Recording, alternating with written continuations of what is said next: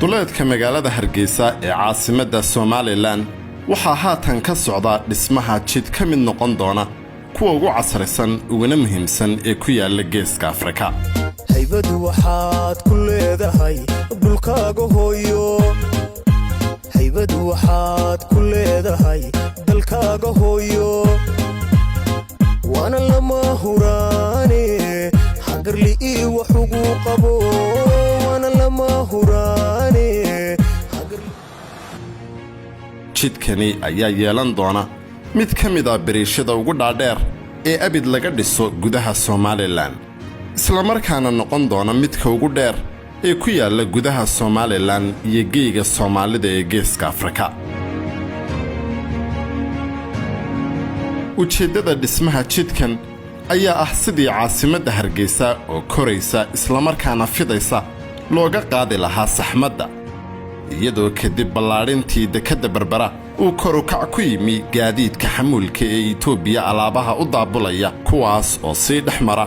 jidka weyn ee isku xidha galbeedka iyo bariga Somaliland laamigaasi oo mara bartamaha caasimadda Hargeysa.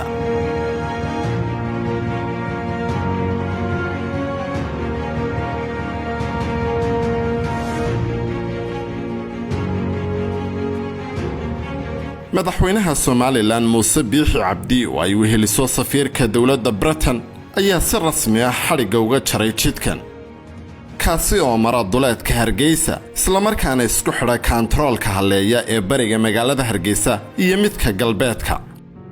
dhararka jidkani ayaa dhan 22.5 kilomitir waxaana ku yaala wareegiyo ama siirooyo waaweyn oo afar ah kuwaas oo la qorsheeyay iyadoo maanka lagu hayo fiditaanka magaala madaxda.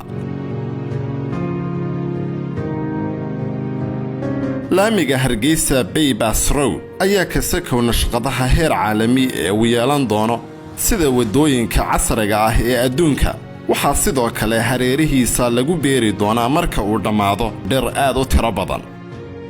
isagoo sidoo kalena agtiisu ay noqon doonto mid ka mid ah seerayaasha qaran ee ugu quruxda badan dalkeenna. haybadu waxaad ku leedahay dhulkaaga hooyo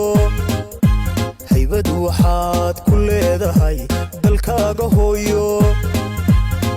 waana lama huraane hagarli iyo wax ugu qabo waana lama huraane hagarli iyo wax ugu qabo